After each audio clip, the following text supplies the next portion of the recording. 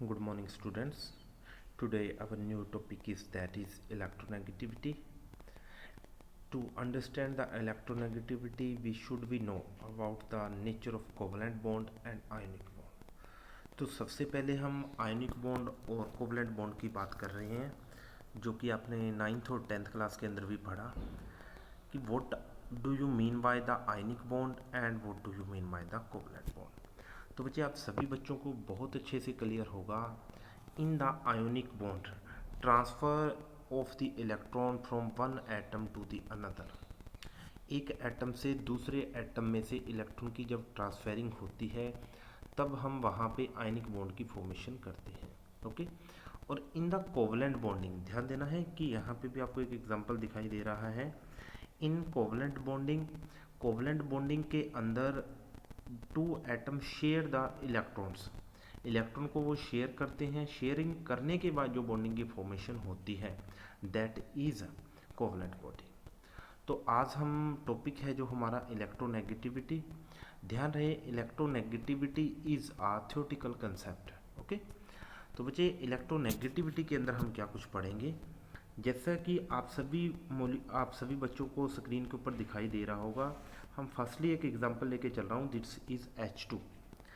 H2 के अंदर जो बॉन्डिंग हुई, हाइड्रोजन और हाइड्रोजन के बैलेंस शेल के अंदर 1 और 1 इलेक्ट्रॉन होता है। तो H2 का जैसे ही मॉलिक्यूल की फॉर्मेशन हुई, हाइड्रोजन ने और इस हाइड्रोजन ने इलेक्ट्रॉन की शेयरिंग की। इलेक्ट्रॉन की शेयरिंग करते ही यहाँ पे एक कोवलेंट बॉन्ड की फॉर्मेशन हो गई है। तो आप देख रहे हो यहाँ पे two atoms are the same, both hydrogen and hydrogen are same. तो सेम होने के कारण जो भी इनके बीच के जो इलेक्ट्रॉन्स हैं बिल्कुल सेंटर में हैं। सेंटर में होने के कारण ना ही ये इलेक्ट्रॉन इस हाइड्रोजन की तरफ है और ना ही ये इलेक्ट्रॉन इस हाइड्रोजन की तरफ है। तो बिल्कुल सेंटर में होने के कारण ना ही इस हाइड्रोजन के ऊपर कोई चार्ज अपीयर हो रहा और ना ही इस हाइड्रोजन के ऊपर कोई चार्ज अपीयर हो रहा। बट जैसे ही हम अगर हाइड्रोजन के साथ किसी अनदर एलिमेंट के साथ बॉन्डिंग फॉर्मेशन करते हैं, फॉर एग्जांपल अगर हम एग्जांपल लेते हैं HF का, तो HF के अंदर आप देखोगे जैसे ही हाइड्रोजन और फ्लोरीन के बीच की बॉन्डिंग फॉर्मेशन हुई, तो बॉन्डिंग होते ही हाइड्रोजन और फ्लोरीन के बीच में जो इलेक्ट्रॉन की शेयरिंग हुई, उस इलेक्ट्रॉन के अंदर आप देख रहे हो कि दिस इलेक्ट्रॉन इज, ये वाले जो बीच के जो इलेक्ट्रॉन हैं वो फ्लोरीन की तरफ ज़्यादा हैं और हाइड्रोजन की तरफ कम हैं। तो ऐसा होते ही इस F के ऊपर delta negative, small negative charge appear हो चुका है। ऑन द सेम वे जैसे ही इलेक्ट्रॉन फ्लोरीन की तरफ गए तो हाइड्रोजन से दूर चले गए। हाइड्रोजन से दूर होने के कारण इस हाइड्रोजन के ऊपर स्मॉल पॉजिटिव चार्ज क्रिएट हो गया। क्लियर। तो आपने देखा कि यहाँ पे इस H और F में फ्लोरीन के ऊपर डेल्टा नेगेटिव और हाइड्रोजन के ऊपर स्मॉल पॉजिटिव चार्ज क्रिएट हो चुका है। तो बच्चे ध्यान देना है कि आपने देखा इस पूरे कंसेप्ट के अंदर कि फ्लोरीन ने बॉन्डेड पेयर इलेक्ट्रॉन्स को अपनी तरफ अट्रैक्ट कर लिया और इसी प्रॉपर्टी को हम इलेक्ट्रोनेगेटिविटी का नाम देंगे। क्लियर। अब आप डेफिनेशन को अच्छे से पढ़ना। Electronegativity is the ability of an atom in a chemical compound to attract the share pair of electron towards itself. जो भी शेयरिंग के जो इलेक्ट्रॉन्स होते हैं उनको अपनी तरफ अट्रैक्ट करने की जो पावर होती है that is electronegativity. Clear. Keep in mind electronegativity is a comparison value.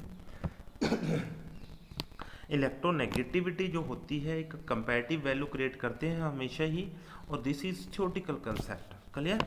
और आप ऊपर वाले मॉलिक्यूल के अंदर देख सकते हो कि यहाँ पे जो दोनों एलिमेंट्स थे hydrogen and hydrogen both are same, so that electrons is not attracted by the this hydrogen और दिस हाइड्रोजन। इलेक्ट्रॉन बिल्कुल बिल्कुल सेंटर में है यहाँ पे इस मॉलिक्यूल के अंदर। क्लियर।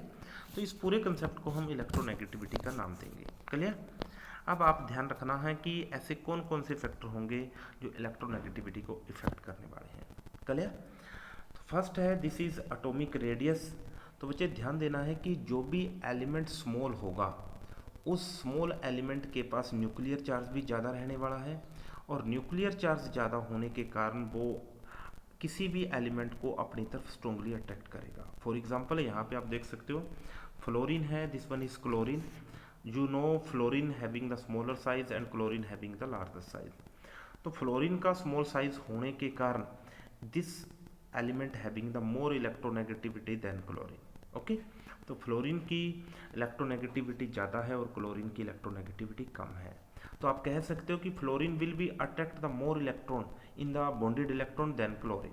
क्लियर। इसके बाद जो सेकंड पॉइंट है दैट इज न्यूक्लियर चार्ज। अभी हमने बात की जिस एलिमेंट के पास न्यूक्लियर चार्ज ज़्यादा होगा वो शेयर पेयर जो बॉन्डेड इलेक्ट्रॉन होंगे उनको अपनी तरफ अट्रैक्ट ज़्यादा करेगा। इट मीन्स उस एलिमेंट के पास इलेक्ट्रोनेगेटिविटी भी ज़्यादा होगी। क्लियर।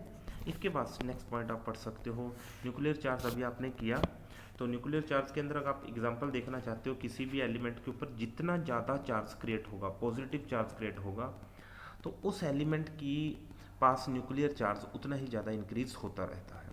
तो आप देख सकते हो यहाँ पे जो हमने ट्रेंड लिखा है, जितना ज़्यादा पॉजिटिव चार्ज इट मीन्स उसके ऊपर न्यूक्लियर चार्ज भी उतना ही ज़्यादा क्रिएट हो रहा है, इट मीन्स उसकी इलेक्ट्रोनेगेटिविटी भी उतनी ही ज़्यादा रहेगी।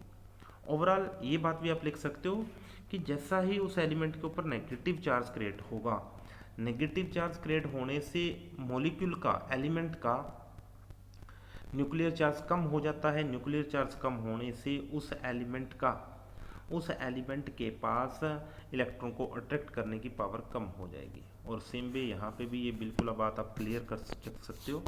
इट मीन्स जिस भी एलिमेंट के पास इफेक्टिव न्यूक्लियर चार्ज ज़्यादा है वो एलिमेंट की इलेक्ट्रोनेगेटिविटी भी ज़्यादा होने वाली है। और लास्ट लेक्चर के अंदर हमने स्क्रीनिंग इफेक्ट को भी पढ़ा।